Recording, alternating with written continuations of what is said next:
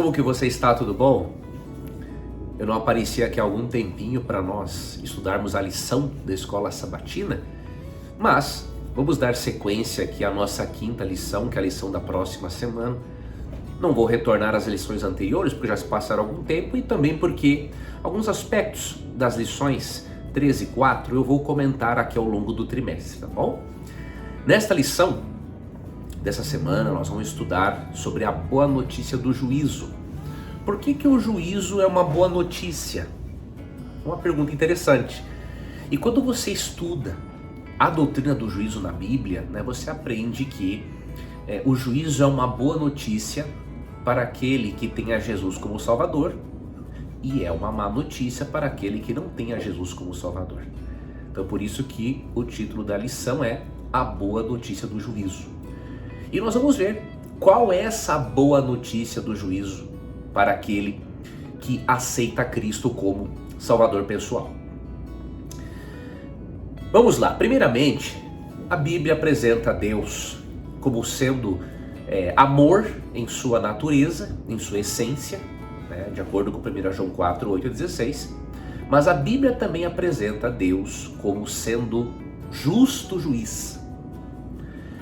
Isso nos mostra que qualquer ideologia, qualquer filosofia, qualquer doutrina, que apresente Deus unicamente como amor ou unicamente como justiça é uma doutrina ou uma ideologia débil, falha, antibíblica.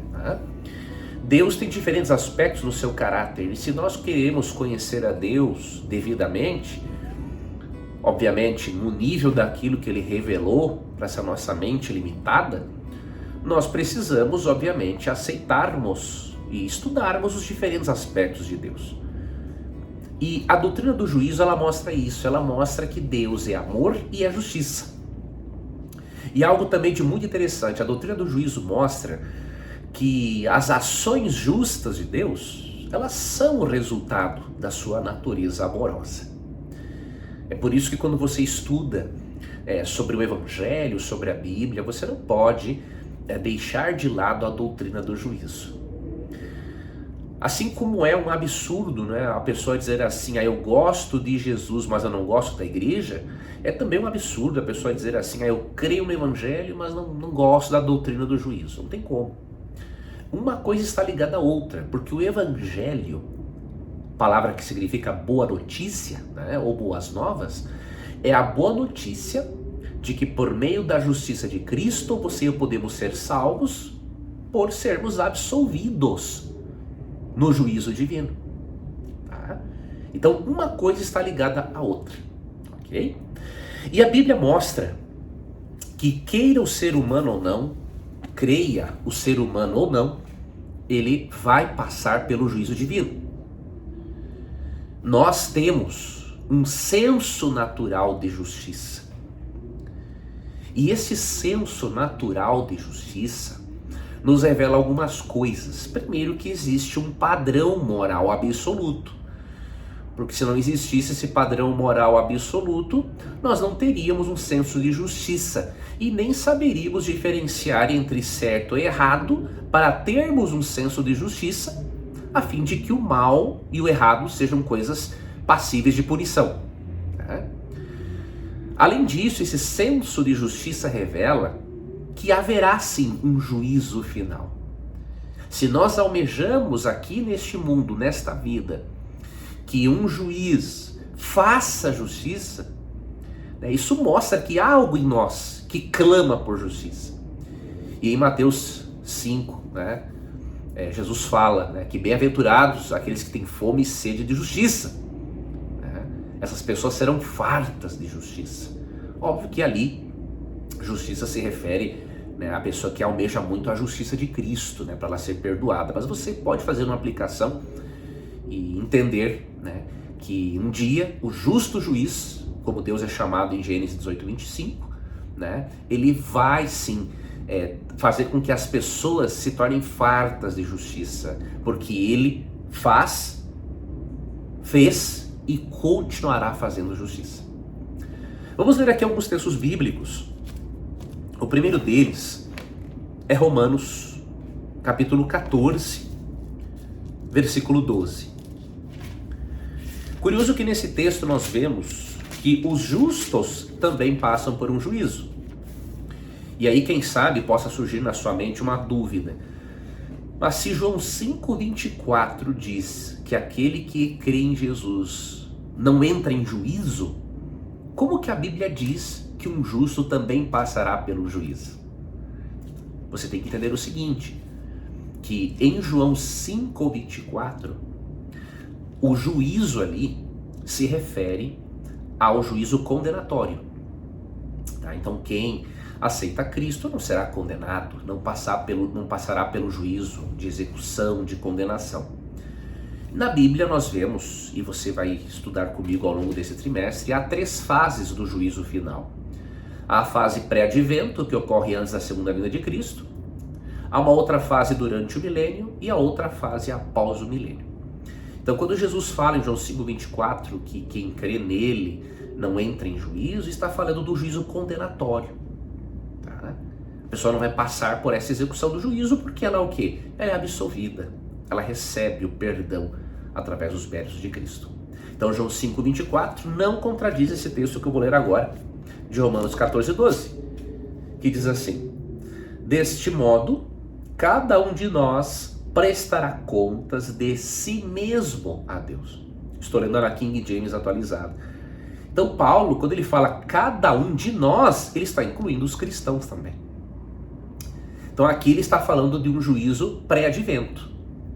Antes de Cristo voltar, né, nós lemos aqui, e faz parte da lição do estudo dessa semana, Daniel 7, antes de Cristo voltar, o juízo se iniciou no céu. Né? E esse juízo chamado pré-advento, que ocorre antes do segundo advento de Cristo, neste juízo, os crentes recebem uma boa notícia. Primeiro, o poder perseguidor medieval, representado pelo chifre pequeno de Daniel 7,25, este poder será condenado como resultado do juízo pré-advento. Depois, o reino eterno é dado aos santos, aos justos, ou seja, o juízo pré-advento tem o objetivo de vindicar o seu caráter perante o universo. Deus, ele é onisciente, ele sabe todas as coisas, ele sabe o que está no interior de cada um, e ele sabe, né, quem quer a salvação e quem não quer. Só que os anjos não são oniscientes, e o juízo pré-advento é uma forma de Deus mostrar para os anjos quem realmente é dele, vindica o caráter dos santos. E é isso que a lição quis nos passar ao nos apresentar Daniel capítulo 7. Tá?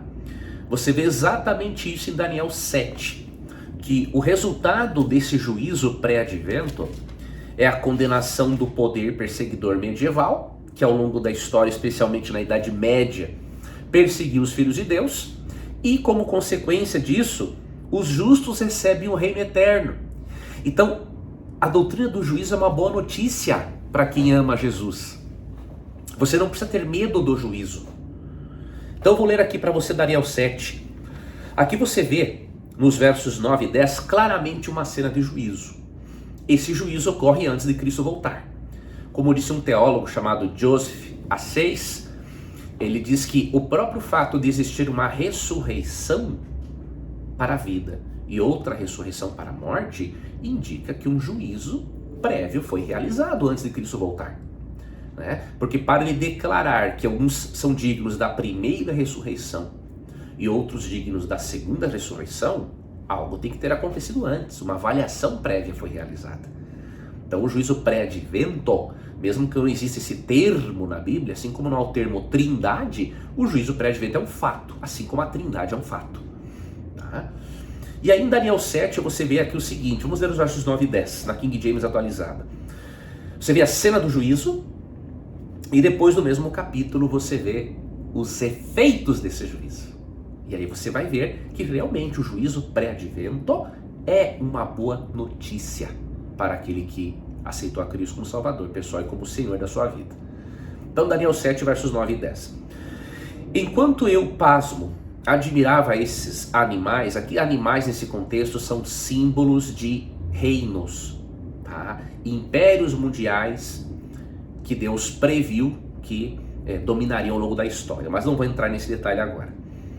Eis que tronos foram trazidos e um ancião pleno de dias se assentou.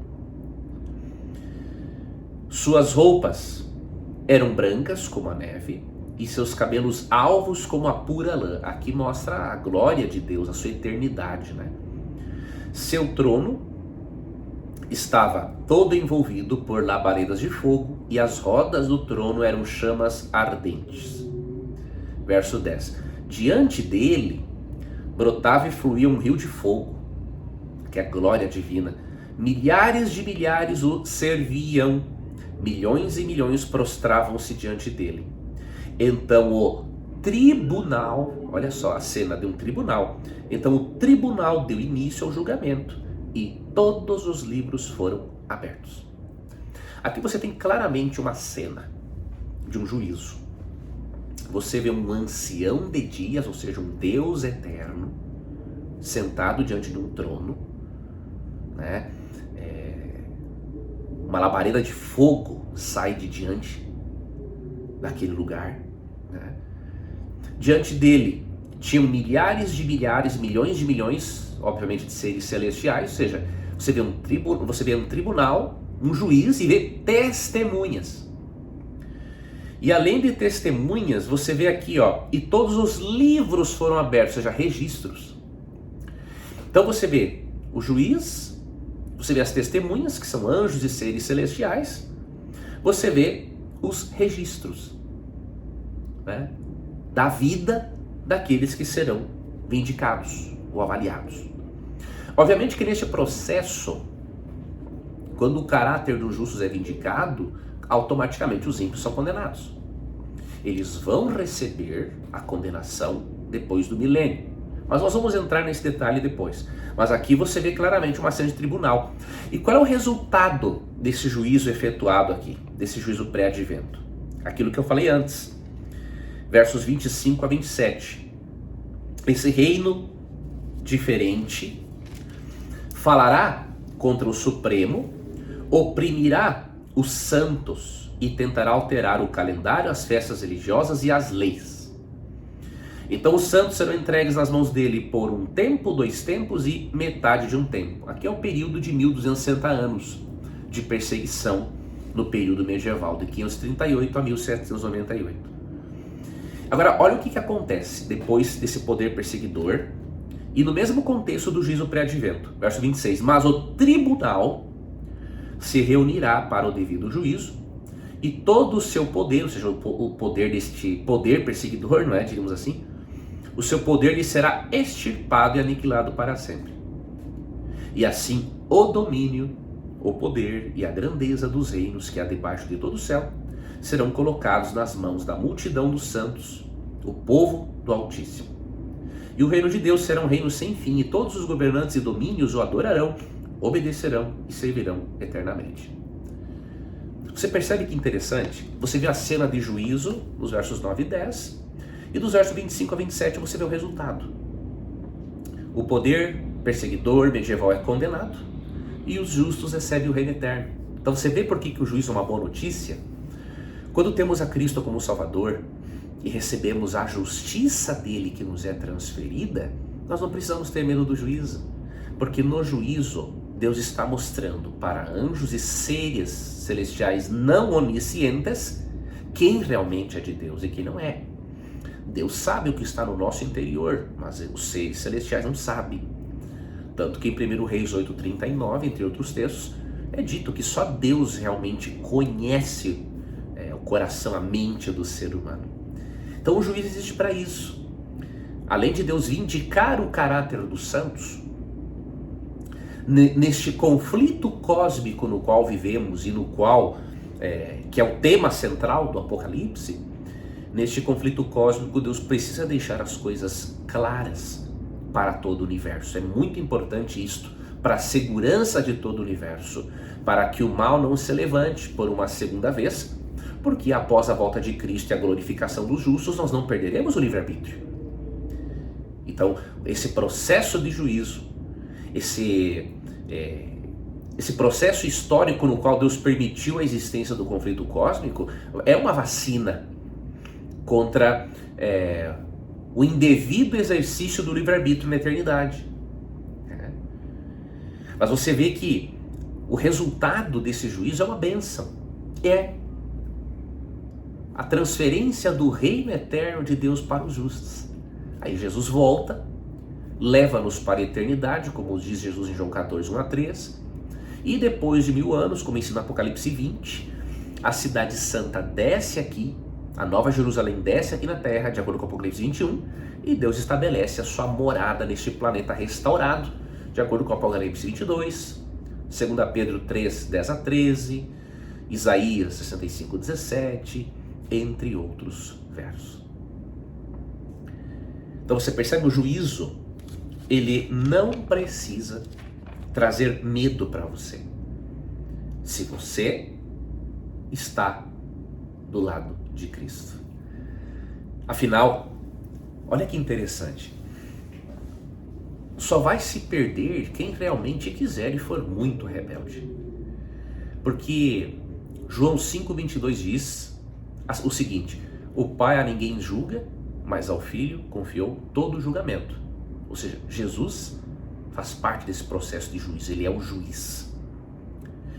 E ali em 1 João 2,1 é dito o seguinte: filhinhos, essas coisas vos escrevo para que não pequeis. Se todavia alguém pecar, temos um advogado junto ao Pai, Jesus Cristo, o justo. Então você percebe, o seu juiz, Jesus Cristo, é o seu advogado de defesa. E eu pergunto, como que você vai perder essa causa? Se o seu advogado de defesa é o seu juiz. Só se você não aceitá-lo como Salvador e como Senhor da sua vida. Só se você quiser realmente se perder, for rebelde à sua palavra, afastar-se das suas verdades e não retornar. Não é? Então, Deus mostra para o universo, por meio do juízo, o seu amor e a sua justiça. Ele faz com que a justiça e a paz se beijem, como fala lá o Salmo 84:10, 85:11, eu não estou lembrado agora. Mas o mais importante é você perceber que a doutrina do juízo, ela harmoniza o caráter amoroso e justo de Deus.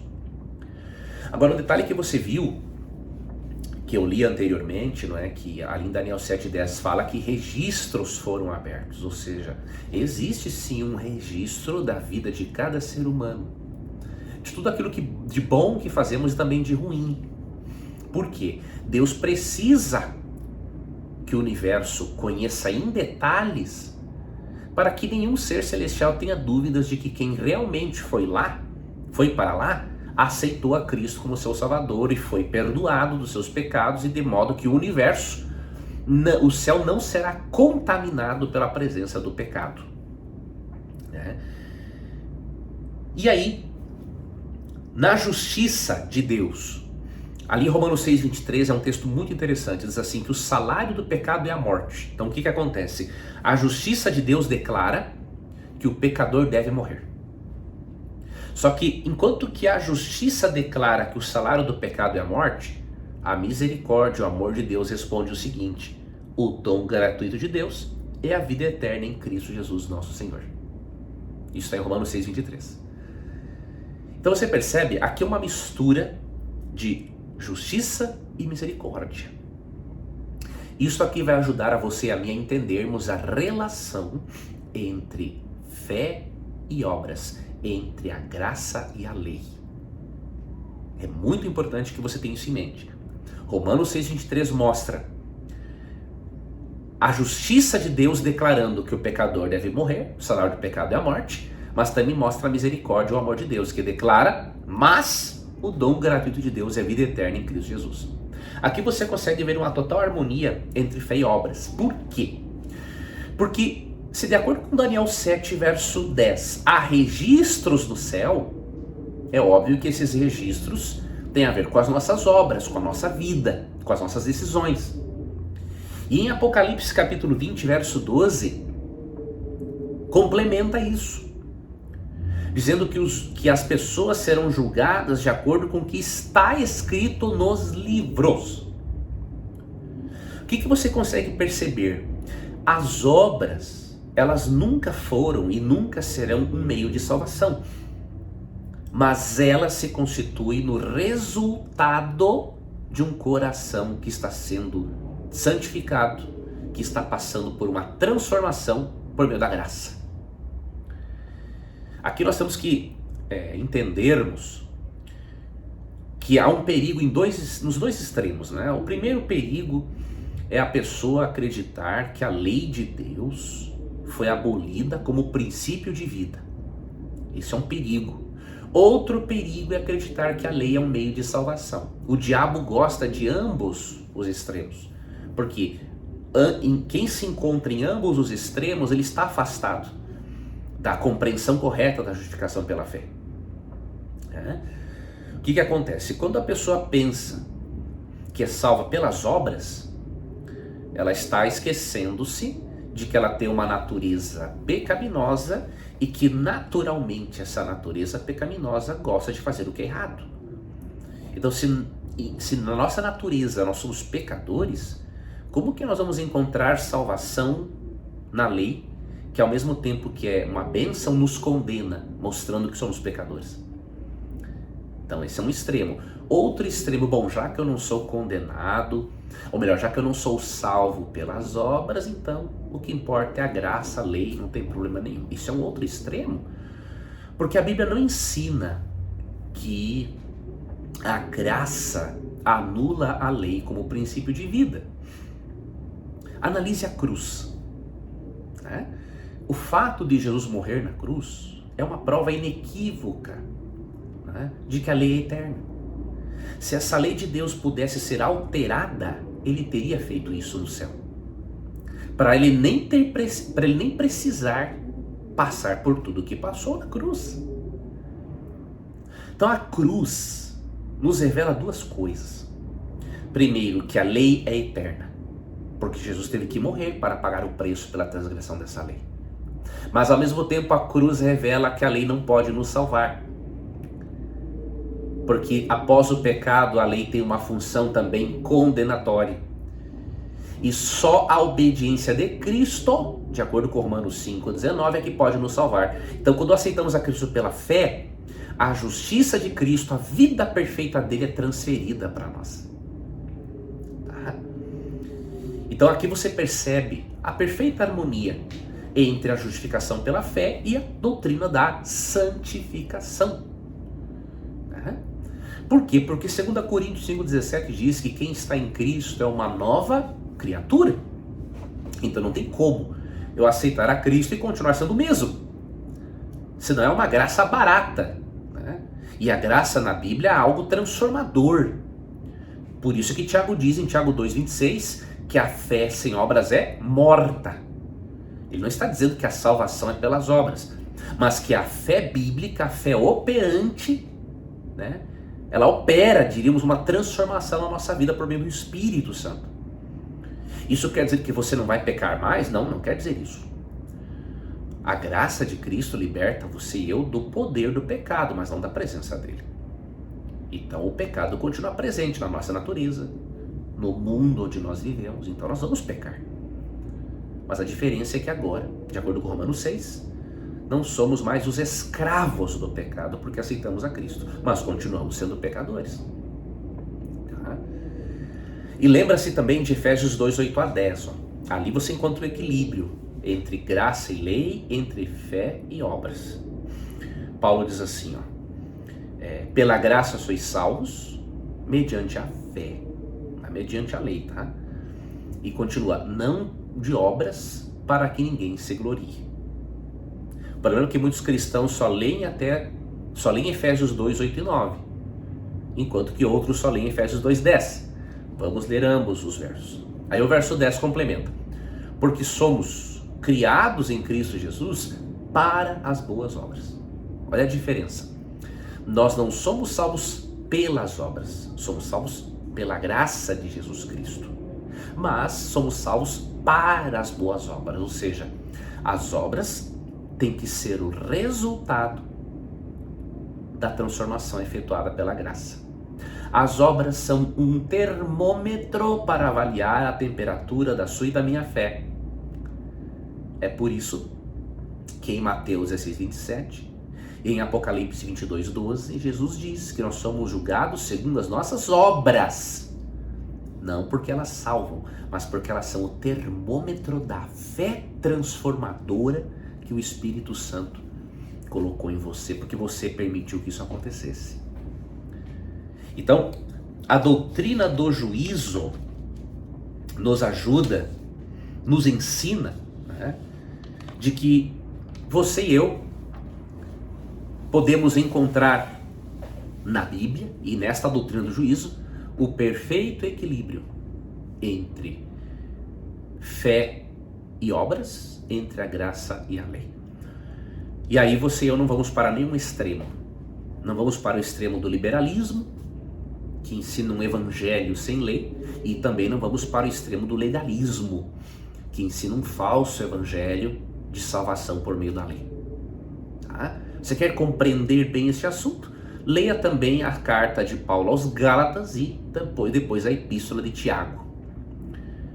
Alguns autores chegam a dizer que ele se contradiz, o que é um absurdo, né? É supor que o Espírito Santo, no processo de inspiração da Bíblia e também de formação do cânon bíblico, o Espírito Santo deu uma vacilada e permitiu que pessoas com visões totalmente distintas sobre a justificação pela fé tivessem livros na Bíblia, cartas na Bíblia. Isso é um absurdo. Na verdade, Paulo escreve para um público e Tiago para outro.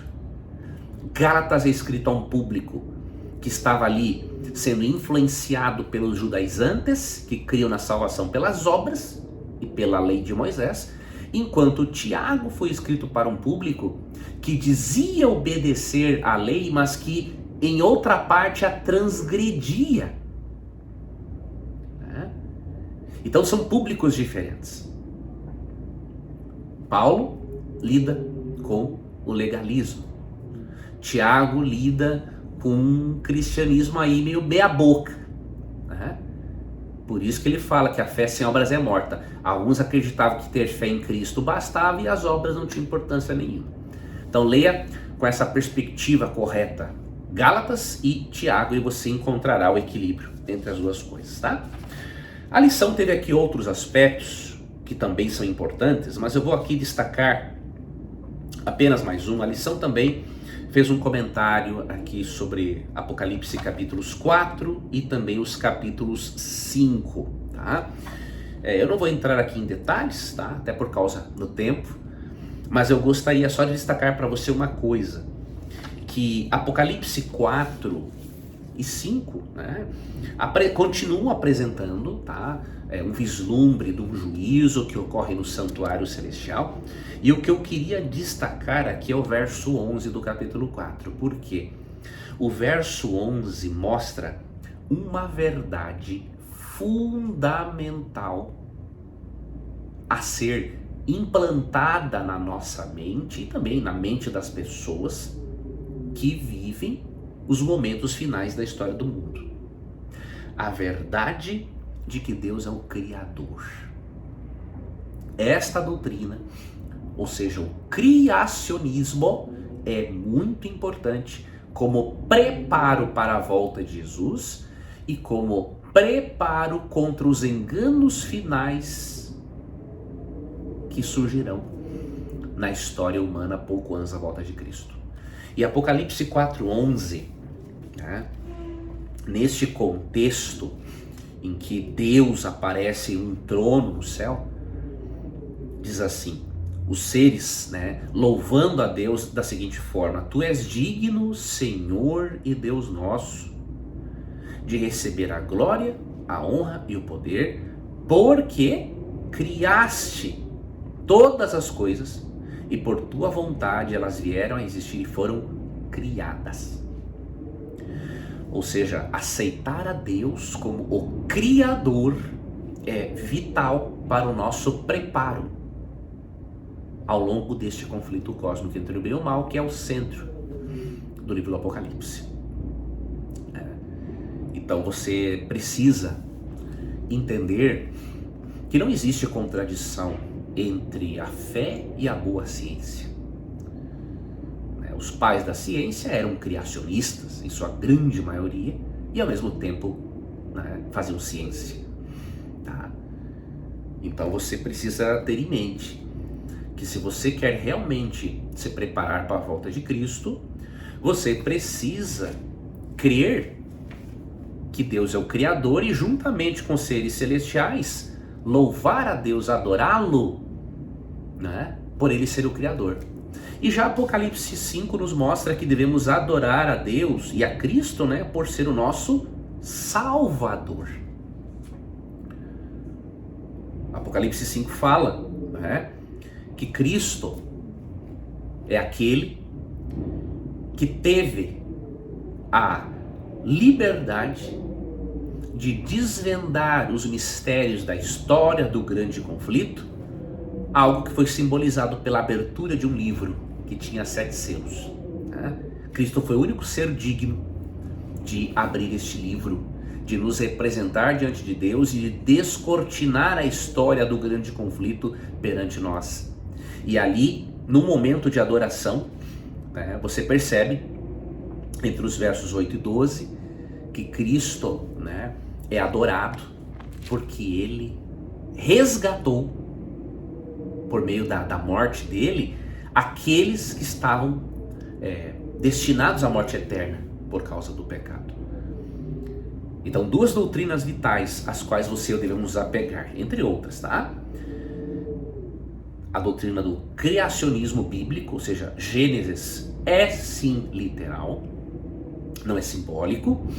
Jesus, em Mateus 19, por exemplo, demonstrou acreditar no relato literal da criação, tá? O apóstolo Pedro também, em 2 Pedro 3. Cristo, em Mateus 24, demonstrou acreditar no dilúvio, tá? Então, é muito importante você ter a Deus como Criador, porque aí você é vacinado contra ideologias humanas, né? Como disse o autor da lição, pastor Mark Finley, logo na introdução da primeira lição, quando você aceita Cristo como seu Salvador e seu Criador e Deus, você automaticamente exclui da sua vida evolucionismo, ateísmo e marxismo. Não há lugar nessas ideologias, né, para o Deus Criador. Tá? Darwin tentou tirar Deus de cena através do macroevolucionismo. Não é? O ateísmo, obviamente, nega, assume que Deus não existe. Né? E o marxismo também. Karl Marx era ateu. Né? Então a ideologia dele é toda construída com base no ateísmo. Então, quando você aceita a Deus como seu Criador, e quando você entende, que é o que nós estamos estudando esse trimestre, as 3 mensagens angélicas, ou 3 últimos recados de Deus à humanidade, no contexto da pregação do Evangelho Eterno, você exclui da sua vida ateísmo, macroevolucionismo e marxismo. E não tem como batizar essas ideologias. Ou seja, não tem como harmonizar o Gênesis com a macroevolução, como os evolucionistas teístas tentam fazer. Não se mistura, assim como a água e o óleo não se misturam. Não tem como batizar o marxismo e torná-lo cristão. Isso é um absurdo. Há pessoas sinceras, sim, que aprenderam que era certo, que existe o socialismo na Bíblia. Há pessoas sinceras, amáveis, filhos de Deus sinceros que creem nisso. Mas quando nós temos um conhecimento mais profundo das 3 mensagens de Apocalipse 14, 6 a 12, nós vemos que não tem como batizar o marxismo. Tá? Então você precisa se apegar a essas doutrinas. Lembre-se, o juízo é uma boa notícia para quem tem a Jesus como Salvador. Agora, é uma má notícia para quem não tem a Cristo como Salvador. Leia 2 Tessalonicenses 1, 7 a 10.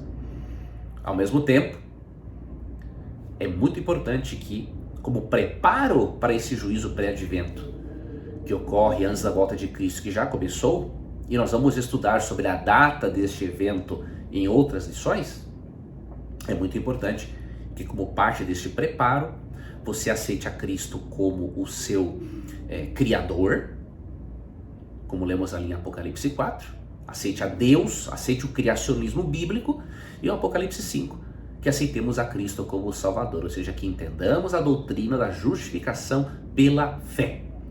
Fazendo isso, estamos protegidos contra ideologias humanas, ateísticas, e também obtemos uma compreensão equilibrada entre graça e lei, fé e obras. Tá bom? Que você tenha um feliz sábado, que o seu domingo seja uma bênção e que essa próxima semana que vai se iniciar seja cheia de surpresas agradáveis. Curta esse vídeo, se inscreva aqui no canal, ative as notificações, porque eu tenho muita coisa boa ainda para repartir com você. Aqui no canal já temos mais de 3.000 vídeos e com a graça de Deus continuaremos fazendo mais coisas. Então curta, se inscreva, né, no canal, ative aquele sininho das notificações para você não perder nada. Que Deus guarde a você, receba o meu abraço e obrigado por ter me acompanhado no estudo de hoje.